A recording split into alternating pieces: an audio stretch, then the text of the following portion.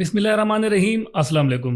Kuwait مال کے pod cost studio سے میں ہوں محمد امین, اور آج ہمارے ساتھ ایک ایسی شخصیت موجود ہیں اسٹوڈیو میں جن کو لاہور میں اگر کہیں کہ سب سے کم عمر ریئل اسٹیٹ میں جنہوں نے کام کیا ہے ان کو اعزاز حاصل ہے. اور ساتھ ہی ساتھ جو لاہور کا بہت بڑا پروجیکٹ بحیرہ ٹون کا تھا اس میں ان کو ان 5 جو منفرد نام ہیں بحیرہ ٹون میں, جو ٹاپ 5 اگر فہرست بنائی جائے ٹاپ 5 کی, تو اس میں ان کا نام بھی ضرور آئے گا. میاں اطہر صاحب نوجوان بزنس مین آج ہمارے مہمان ہیں. سر بہت شکریہ آپ کا ٹائم دینے کے لیے. میاں اطہر سب سے پہلے تو آپ یہ بتائیے گا کہ آپ کو یہ اعزاز حاصل ہے کہ آپ نے لاہور شہر میں 19 سال کی عمر میں ریئل اسٹیٹ میں قدم رکھا, اور اپنی انتھک محنت اور لگن کے بعد یہ کامیابی اللہ نے آپ کو دی کہ آپ بحیرہ ٹون کے ٹاپ 5 جو اس وقت فہرست میں شامل ہے ان میں آپ کا شمار ہوتا ہے.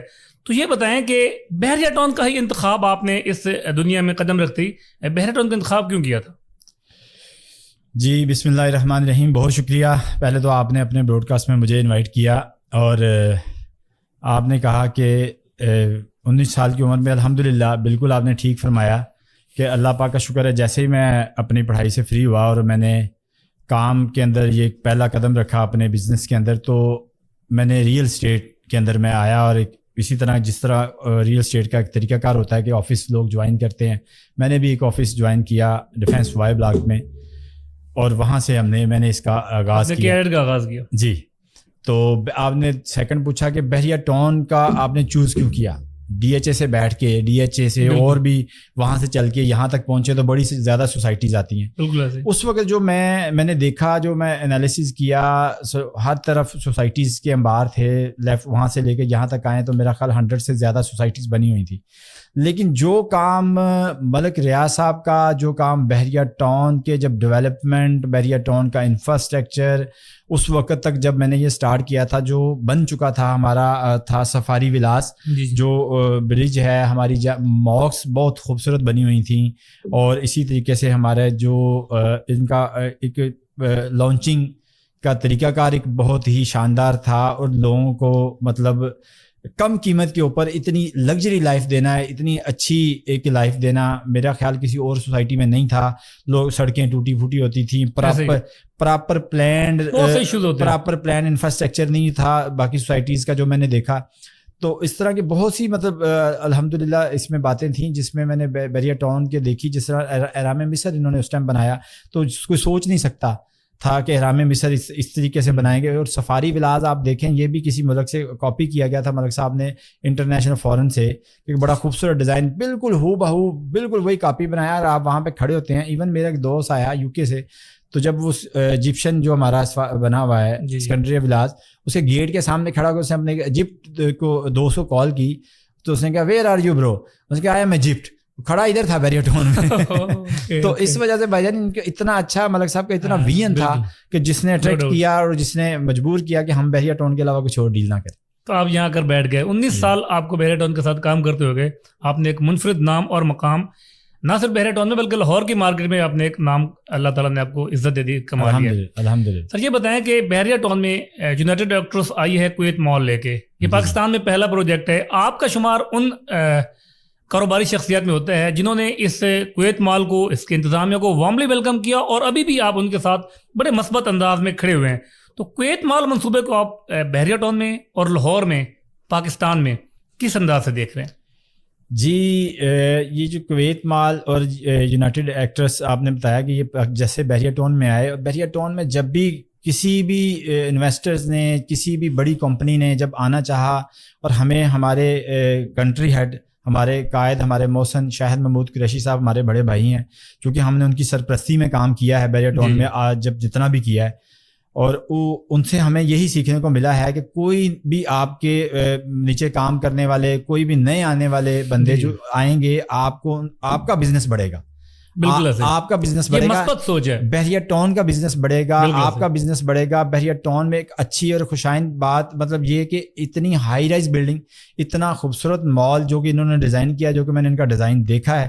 اللہ تعالیٰ کرے کہ یہ جس طریقے سے انہوں نے ساری چیزیں بتائی ہیں اسی طریقے سے ایگزیکیوٹ بھی ہوں, جلدی یہ بنائیں اور ڈیلیور کریں لوگوں کو انشاءاللہ. اور یہ ہمارے لیے اور بحیرہ ٹون کے لیے بڑا ہی اچھا سائن تھا. انٹرنیشنل کمپنیز کا آ کے یہاں پہ کام کرنا, فورن ریمیڈنس پاکستان میں آنا, بیریا ٹاؤن میں ایک اتنی بڑی کمپنی کا آ کے کام کرنا، یہ ہمارے لیے، ہمارے بزنس کے لیے اور ہمارے یہاں پہ جتنے بھی ریئلٹر حضرات ہیں، بزنس کرنے والے لوگ ہیں، ان سب کے لیے ایک مثبت ہے، کیونکہ بیریا ٹاؤن نے بہت سی چیزیں، ہر چیز میرا خیال بنا دی تھی، انفراسٹرکچر، گھر، مونومنٹس، جتنی امیونٹیز کے چیزیں تھیں بیریا ٹاؤن نے بنا دی تھی. کمی تھی تو ایک ہائی رائز کی کمی تھی، بالکل ایسے ہائی رائز کی کمی تھی لاہور میں بیریا ٹاؤن میں. اور وہ الحمدللہ اسی طرح ہمارے اور بھی دوست ہیں جنہوں نے آ کے لانچ کی. الحمدللہ اتھر ایسوسیٹ بھی اپنا پرائم ٹاور لانچ کر کے بیٹھی ہوئی ہے، اور لانچ وہ بھی بنانے جا رہی ہے ہائی رائز. تو کراچی میں بھی الحمدللہ ہم نے کام کیا. تو یہ اللہ کا شکر ہے کہ یہ بڑی خوشائن بات ہے کہ اس طرح کی کمپنیز آئیں، اور بھی جتنے بھی لوگ آتے ہیں ہم ان کو وارملی ویلکم کرتے ہیں، کیونکہ ہمیں یہی ایڈوائس ملی ہے ہمارے بیریا ٹاؤن کی مینجمنٹ کی طرف سے، ہمارے بھائی شاہد قریشی صاحب کی طرف سے، کہ جو دوست آپ کے ساتھ آئیں، نئے آتے ہیں، آپ ان کو ساتھ لے کے چلیں. یہ نہ دیکھیں کوئی بڑا ہے، یہ نہ دیکھیں کوئی چھوٹا ہے، لے کے چلیں. اور یہ تو ویسے ہی ماشاءاللہ ان کا نام ہے یونائٹڈ ایکٹرس کا، اور اتنا بڑا مال لے کر آئے ہیں، تو ہمارے لیے اور بیریا ٹاؤن کے لیے بڑی خوشائن بات ہے. بالکل، یہ انتہائی مثبت سوچ ہے آپ کی، اور انتہائی مثبت طریقہ کار ہے کاروبار کا. سر یہ بتائیے گا کہ پاکستان میں ریئل اسٹیٹ میں ویسے تو ہر سیکٹر میں اتار چڑھاؤ آتا رہتا ہے، پاکستان میں جو ریئل اسٹیٹ کا سیکٹر ہے، بلکہ انڈسٹری اب اس کو کہیں تو یہ غلط نہ ہوگا، اس میں بہتری کے لیے، اس کو اٹھانے کے لیے گورنمنٹ کو کیا اقدامات کرنے چاہیے؟ آپ سمجھتے ہیں ضرورت ہے اقدامات کرنے کی؟ جی بالکل ضرورت ہے، چونکہ یہ ایک ایسی انڈسٹری بن چکی ہے جو ریئل اسٹیٹ ہماری، اس کے اندر آپ دیکھیں کہ آپ نے جیسے کہ مال لانچ کیا ہے، یہ خالی پلاٹ نہیں ہے، یہ خالی فائل نہیں ہے، یہ ایک پورا ایک ہاؤسنگ اسکیم میں سمجھ لوں، اس کو کہہ دوں، جتنی اس کی سٹوریز بننے جا رہی ہیں. بالکل. اس کے اندر آپ دیکھیں گے کہ دروازہ، لکڑی، الیکٹرک، لائٹیں، مطلب میں 50-60% انڈسٹری کا اس کے اندر آپ دیکھیں گے انوالومنٹ ہے. آپ سیمنٹ، بجری، سریا، اتنی انڈسٹری، جب یہ ایک بلڈنگ کھڑی ہونے شروع ہوتی ہے نا، پوری انڈسٹری تو چلتی ہے، پوری انڈسٹری کا پہیہ چلتا ہے. بالکل. تو یہ ایک بڑا مثبت کردار ہے. پھر اس کے اندر جس طرح آپ جیسے اچھے پروجیکٹ، جس طرح یہ کویت مال والوں نے یہ لانچ کیے، اس طرح کے اچھے پروجیکٹ جب آتے ہیں ان میں انٹرنیشنل پیسہ آتا ہے، فورن ریمیڈنس آتی ہے، جو کہ معیشت کے لیے بڑی اچھی ہوتی ہے. تو گورنمنٹ کو اس کا خاصا خیال رکھنا چاہیے جب اس کے اوپر کوئی ٹیکس عائد کرنے جاتے ہیں، جب اس کے اوپر کوئی بھی بم گرانے جاتے ہیں اس انڈسٹری کے اوپر، تو ان کو چاہیے جو اسٹیک ہولڈر ہیں، مین اسٹیک ہولڈر ہیں، ان سے میٹنگ کی جائے، لوپ میں لیا جائے. آپ ایک طرف ٹیکس کا انبار لگا کے اس کا پہیہ تو روک دیتے ہیں، اپنی انڈسٹری کا پہیہ روکتے ہیں. میں سمجھتا ہوں ریئل اسٹیٹ کا پہیہ نہیں روکتے آپ اس کی اپنی انڈسٹری کا پہیہ روکتے ہیں. اور اگر آپ ان کے ساتھ آپ الائنس کر کے جو بھی آپ اس کے اوپر نئے قانون لاگو کرنے جا رہے ہیں، ان سے میٹنگ کریں گے، تو آئی تھنک کہ آپ کا ٹیکس کلیکشن اگر 10% ہے تو آپ کو ایسے آئیڈیاز مل سکتے ہیں کہ آپ کا ٹیکس کلیکشن کم رہ کے، کم اس کی سلیب ریٹ رکھ کے آپ اس کو ٹیکس، اگر آپ 10% اکٹھا کرتے ہیں تو آپ 50% پہ جا سکتے ہیں. کیونکہ جتنی منیمم ایک چیز ہوگی، ٹرانزیکشن زیادہ ہوگی تو آپ کو ریونیو زیادہ جنریٹ ہوگا. تو میری تو یہی ایڈوائس ہوگی اپنی گورنمنٹ کے لیے بھی، اس کا خیال کریں. اور اس کے اندر صرف یہ ریئل اسٹیٹ نہیں ہے، خصوصی توجہ دیں. یہ ریئل اسٹیٹ نہیں ہے، اس کے اندر 60 قسم کی انڈسٹری اٹیچڈ ہے. اس کے بغیر بہت سے لوگ بے روزگار ہونے چلے جاتے ہیں جب آپ کوئی ایسا ٹیکس یا کوئی ایسا اس کے اوپر ایسا کوئی لگاتے ہیں، تو جس کی وجہ سے پورے ملک کے اندر بے روزگاری بڑھتی ہے. بالکل سے.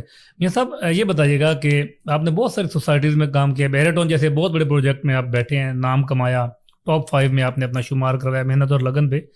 ابھی آگے آپ دیکھ رہے ہیں کہ پاکستان میں ہائی رائز پہ جو ہے ریئل اسٹیٹ منتقل ہونے جا رہی ہے؟ جی بالکل، یہ بڑا اچھا اقدام ہے. میں تو سمجھتا ہوں چونکہ پوری دنیا کے اندر ہم نے اب جہاں میں گیا ہوں، ڈاؤن ٹاؤنز ہوتے ہیں، بڑے شہر ہوتے ہیں، ان کے بنے ہوتے ہیں، وہاں پہ اسی طرح ہائی رائز ہی بنے ہوتے ہیں. ایک تو آپ کو کیونکہ شہروں کے اندر زمین کم پڑ جاتی ہے، پھر آپ کو ایگریکلچر اپنی لینڈ ختم کرنی پڑتی ہے، اپنی جو زراعت کو ختم کرنا پڑتا ہے. تو میں سمجھتا ہوں ہائی رائز میں جا کے آپ اپنی زراعت کو بچا سکتے ہیں.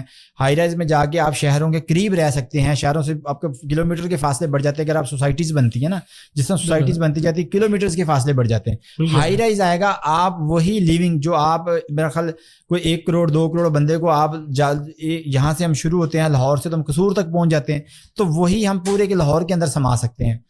تو یہ ہائی رائز بہت ضروری ہے کسی بھی شہر کے لیے. دنیا میں اب دیکھ لیں، دنیا میں ہائی رائز منتقل دنیا کے کئی کسی ممالک شہر ہیں. کو بھی دنیا میں کسی حیرت کوئی بمنتقل ہو شہر چکی بھی ہے وہ وہی کامیاب ہے جس کے اندر ہائی رائز ہے. بالکل تو ایسا. ہائی رائز میں سمجھتا ہوں ایک بڑا اچھا پلس پوائنٹ ہوتا ہے کسی سوسائٹی کا, کسی علاقے کا, کسی محلے کا, کہ جس جگہ پہ یہ بن جاتی ہے اس جگہ کی ترقی ہو جاتی ہے, اس کا جگہ نام بن جاتا ہے, اس کا مونومنٹ لوگ یاد کرتے ہیں کہ یار وہاں فلانی بلڈنگ, فلاں ایریا, فلانا یہ چیز, اس طریقے سے جس طریقے سے جو ہمارے گلبرگ میں تھوڑی سی چیزیں بنی تو گلبرگ ہمارا کہاں سے پہنچ گیا ہے. اسی طرح الحمدللہ آپ فیوچر کا گلبرگ بحریہ ٹون کو پائیں گے. بالکل ایسے. بہت شکریہ میاں صاحب, آپ نے خصوصی ٹائم دیا. آئندہ بھی آپ کو گاہے بگاہے تکلیف دیتے رہیں گے, اور ریئل اسٹیٹ کے حوالے سے جتنی بھی جو ڈسکشن ہوگی اس میں آپ کو ضرور شمولیت کا اضافہ دیتے رہیں گے. جی بہت موسٹ شکریہ. ویلکم, جی موسٹ ویلکم, شکریہ.